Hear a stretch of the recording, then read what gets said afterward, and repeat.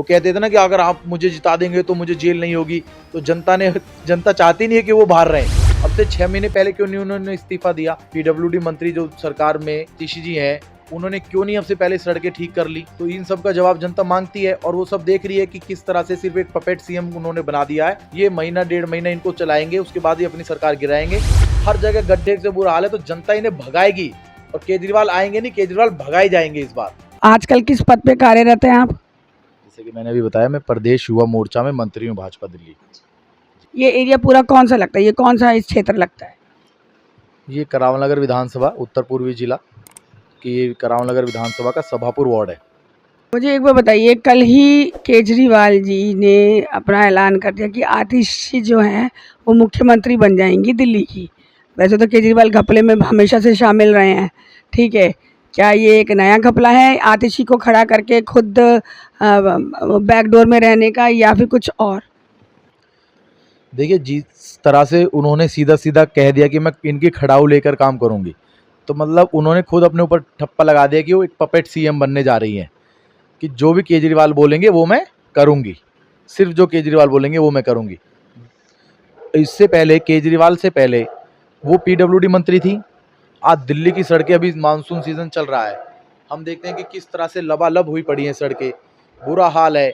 कभी करंट लगने से छात्र की मौत हो जाती है, कभी किसी कोचिंग की बिल्डिंग में पानी भरने से छात्रों की मौत हो जाती है, कभी कोई गड्ढे नाले खुले हुए पीडब्ल्यूडी के, उनमें कोई महिला और उसका बच्चा गिर जाता है, उनकी दुखद मृत्यु हो जाती है। आए दिन हम देखते हैं कि दिल्ली की बसें किस तरह से ख़राब हो जाती हैं सड़कों पर, उनमें आग तक लग जाती है। तो हाँ, यहाँ एक आम आदमी दिल्ली का अपनी जान हथेली पर लेके चलता है, अगर दिल्ली की बसों में चलता है, दिल्ली की सड़कों पे चलता है। तो केजरीवाल जी ने इतनी बुरी दुर्दशा कर दी है। अब से 6 महीने पहले क्यों नहीं उन्होंने इस्तीफा दिया? पीडब्ल्यूडी मंत्री जो सरकार में आतिशी जी हैं, उन्होंने क्यों नहीं अब से पहले सड़कें ठीक कर ली? तो इन सब का जवाब जनता मांगती है और वो सब देख रही है कि किस तरह से सिर्फ एक पपेट सीएम उन्होंने बना दिया है। ये महीना 1.5 महीना इनको चलाएंगे, उसके बाद ही अपनी सरकार गिराएंगे, ताकि इलेक्शन हो और सहानुभूति कार्ड सिंपैथी खेलेंगे ये।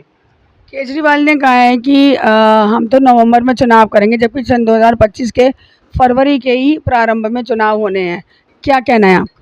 अब केजरीवाल ने मांग कर दी नवंबर में चुनाव होंगे। उन्हें लगता है कि अभी वो जेल से ताज़ा निकल कर आए हैं और जिस तरह का वो सिंपैथी कार्ड खेल रहे हैं कि जेल या तो बेल, उन्होंने लोकसभा चुनाव में भी खेला ना ऐसा कार्ड, तो जनता ने उन्हें जवाब दे दिया कि जेल या बेल, की वापस जेल में जाओ।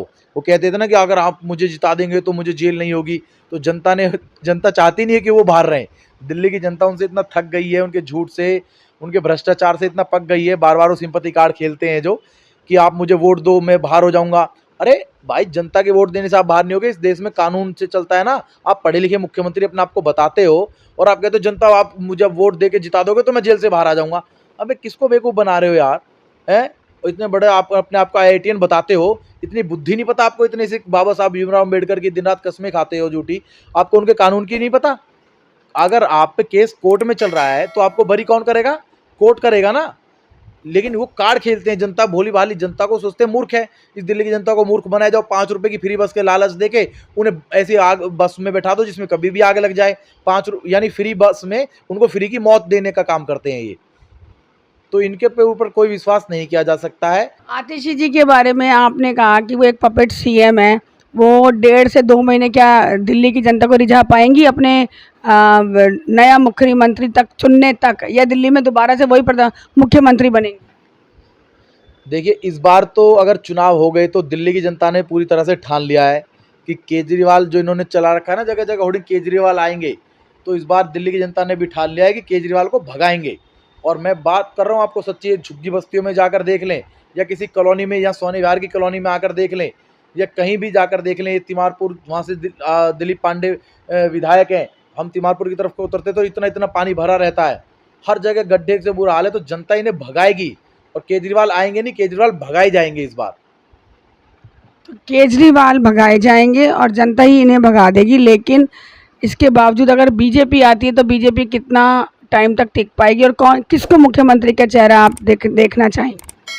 देखिए, हमारी पार्टी में कभी चेहरों की कोई कमी नहीं रही है और हमारी पार्टी किसी चेहरे के ऊपर चुनाव सिर्फ लड़ ले कि सिर्फ एक यही चेहरा, ऐसा है ही नहीं। यहाँ बहुत चेहरे हैं, अपने आप में बहुत काबिल चेहरे हैं। वो तो पार्टी का निर्णय होता है। जब भी कोई सत्ता में अगर सरकार आ जाती है, जैसे कि हम अभी मोदी जी के चेहरे पर चुनाव लड़ते हैं, और हमारे मोदी जी जिसको भी प्रोजेक्ट करते हैं सीएम के तौर पर, उसका काम है कि वो गुड गवर्नेंस दे, और देती है, और आएगी, और कितने पल तक टिकेगी इसका जवाब तो आपने गुजरात में देख रखा है, आपने मध्य प्रदेश में देख रखा है। लोग हमेशा, हमारे देश में ऐसा होता था ना, एंटी इनकम्बेंसी ऐसा चलता था, लेकिन अब सालों साल 25-30 साल तक एक ही सरकार रह रही है, तो यानी वो कुछ ना कुछ तो कर रही होगी। ऐसे तो नहीं है कि मध्य प्रदेश में भाजपा की सरकार है, गुजरात में 25-30 साल, 35 साल, 32 साल हो गए हैं, लेकिन मोदी जी को खुद सन 2002 से वो पहले मुख्यमंत्री रहे, और फिर अब लगभग 15 साल इस कार्यकाल पूरा करेंगे, 10 साल उन्हें भी प्रधानमंत्री के तौर पर हो गए हैं, लेकिन एंटी इनकम्बेंसी नहीं आई है।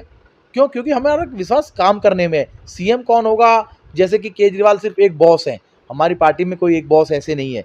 ये लोकतंत्र की खूबसूरती हमारी पार्टी में, कि एक चाय बेचने वाला आज पीएम है, एक जो सबसे आखिरी पंक्ति की कतार में होता है वो सीधा मुख्यमंत्री बन जाता है। तो ये भारतीय जनता पार्टी की खूबसूरती है।